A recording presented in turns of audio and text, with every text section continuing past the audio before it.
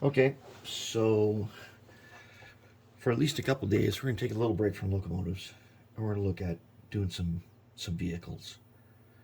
And I've always said that I wanted to do Matchbox and Hot Wheels cars on my layout because as a little kid, I loved Matchbox and Hot Wheels, and I had a huge collection. My collection now is probably 10 times bigger than my original collection as a kid, which I still have in all of its cases.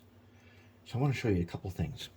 Okay, here are a pair of dump trucks, number 48 Matchbox from, these were probably 1967. I scored them off eBay for dirt cheap because they were in terrible condition, and I remade them.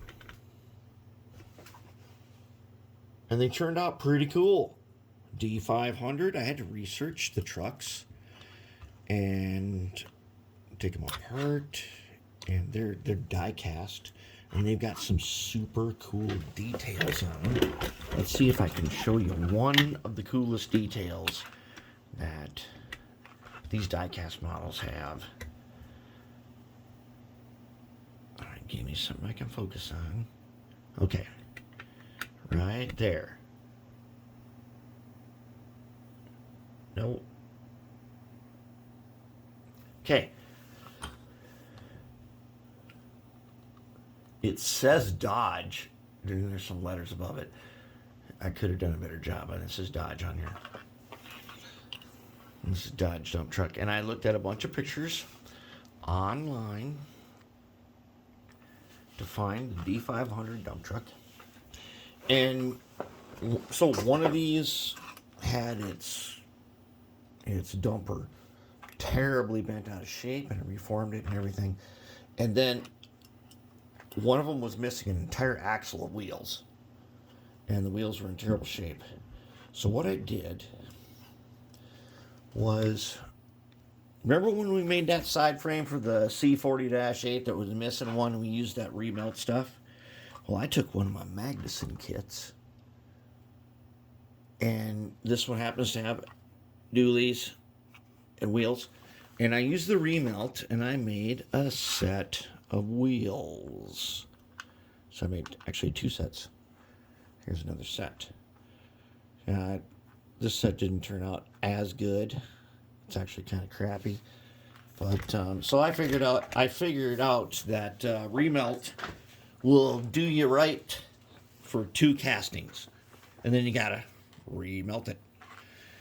Magnuson kits, which I pick up at train shows whenever I see them, they come with these pewter castings of wheels, and so I make castings of these wheels with the remelt.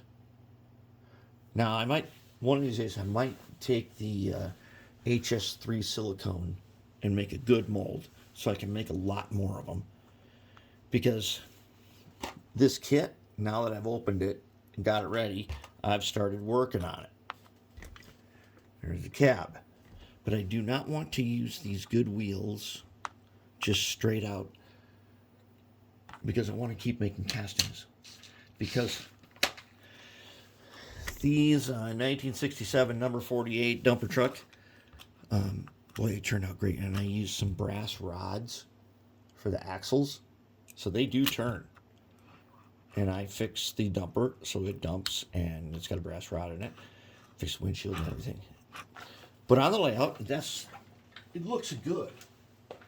It looks really good for working on the layout. So let's take a look. Is it scale? Is it a scale model? Well, here is a scale model of an International Harvester Lodestar. Okay, those cabs are pretty darn close. Let's get out our scale ruler, and let's see how long this truck is. It's roughly 20 feet. So here's the thing. Matchbox cars are roughly 20 feet. So now, I don't know if you remember when I did these station wagons. Station wagon is about 21 feet.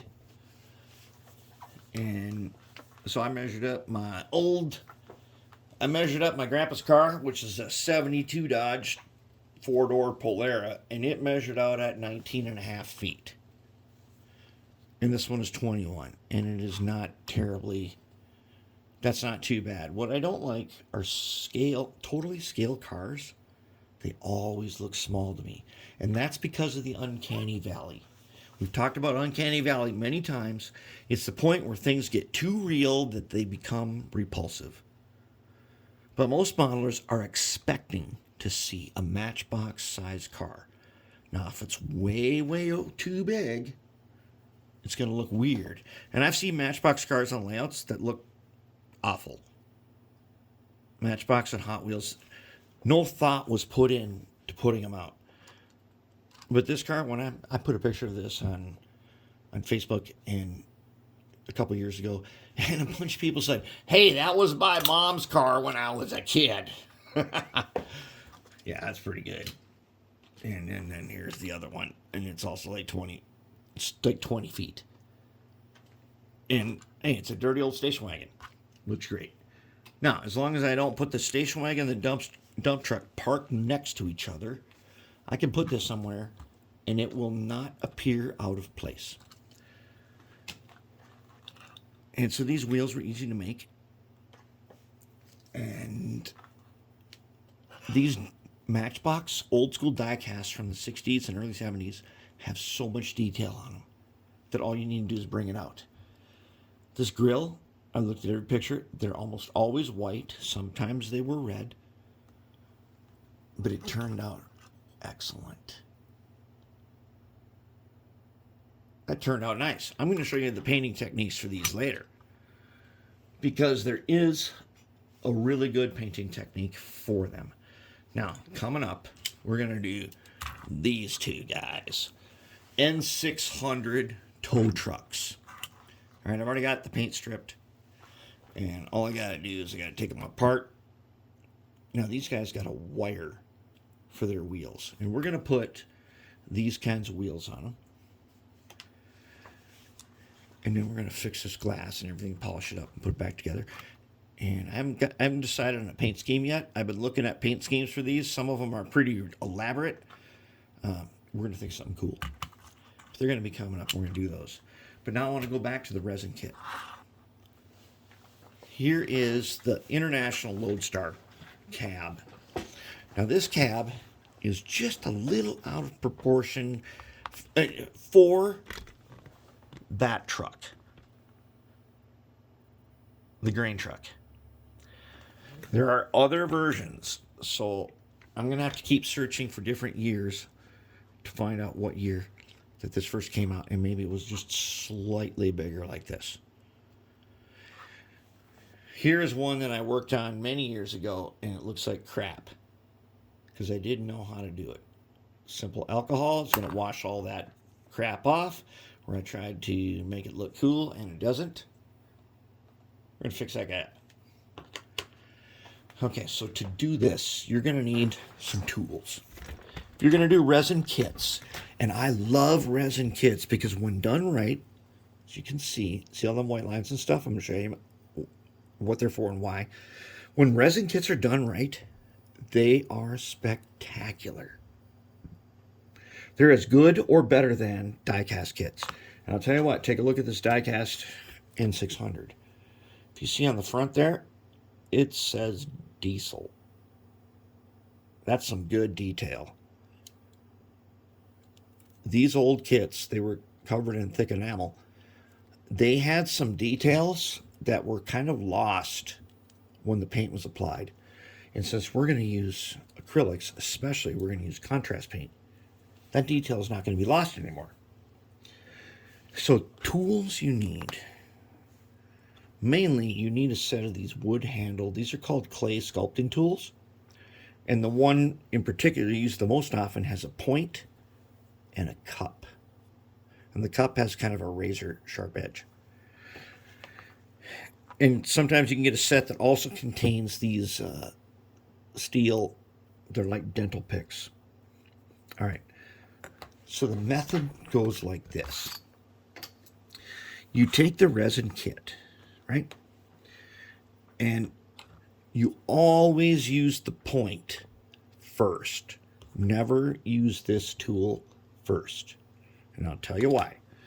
What we do is we find the lines that are here and we start scribing them by pulling, or some lines which are very hard to find or missing, like on this side, this line here was missing on this side, but it was on this side. You can also push.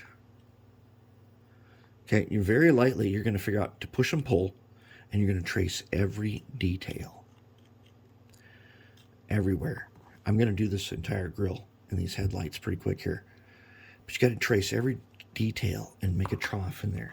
Then once you have that, then you can come back with the steel one and you can pull. You can push a little bit too, but very lightly, because this one is super aggressive and can totally wreck your model. If you have not used this first, this thing can wreck it. And you trace these lines. And they'll become better and more well-defined.